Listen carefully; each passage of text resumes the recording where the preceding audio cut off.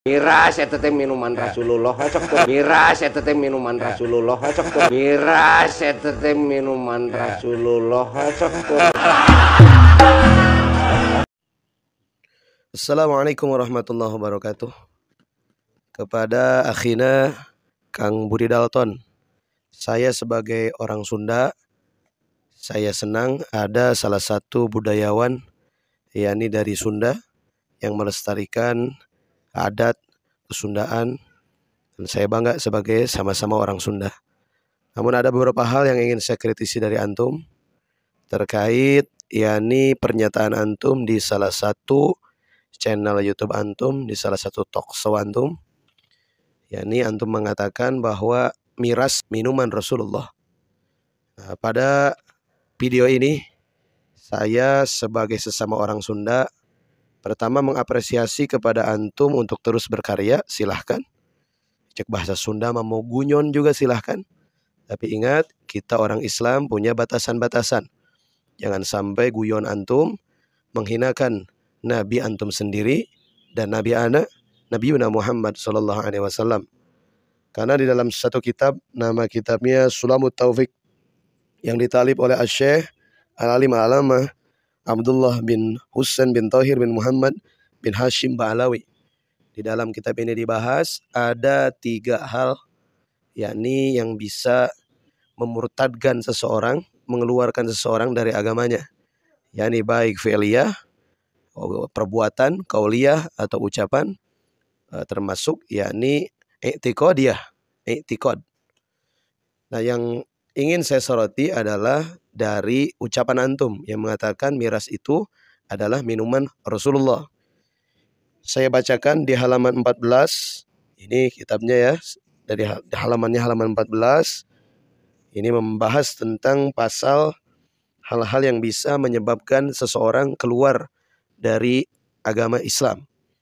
Dibahas di sini anna kulla aqdin au fi'lin au qaulin, sesungguhnya semua i'tiqad, semua keyakinan, semua perbuatan, semua ucapan, yadullu ala istihanatin au istighfafin, yang mana ucapan, i'tiqad, perbuatan tersebut menunjukkan yakni dia mengolok-olok agama, dia menghina agama, dia yakni mengentengkan dari apa-apa yang ada dalam agama, khususnya agama Islam, billahi, yakni mengolok-olok Allah, au kutubihi, atau kitabnya, au rusulihi, atau para rasulnya, au malaikatihi, atau para malaikatnya, kufrun au maksiatun. Semua hal itu yang tendensinya mengarah kepada menghina agama, memperolok agama, menistakan agama, termasuk menghina Rasulullah Shallallahu Alaihi Wasallam, adalah bernilai kufur, maksiat.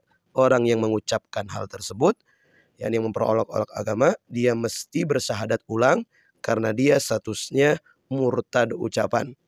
Nah, saya mengajak kepada antum pertama segera tubu ilallah, bertobat kepada Allah Subhanahu wa taala.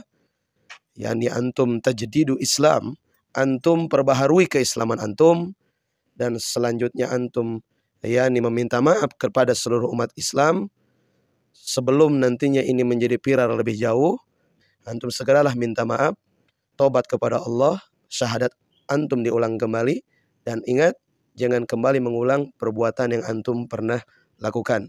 Dan yang ada di sekitaran antum, CS-CS antum itu, saya menghimbau juga, kalau ada hal-hal yang memang yakni nantinya bisa bersifat menistakan agama dalam talkshow itu, saya ingatkan juga kepada yang hadir pada yakni acara antum tersebut, dan semua viewer-viewer antum yang sering menyimak, agar jangan lupa untuk saling mengingatkan.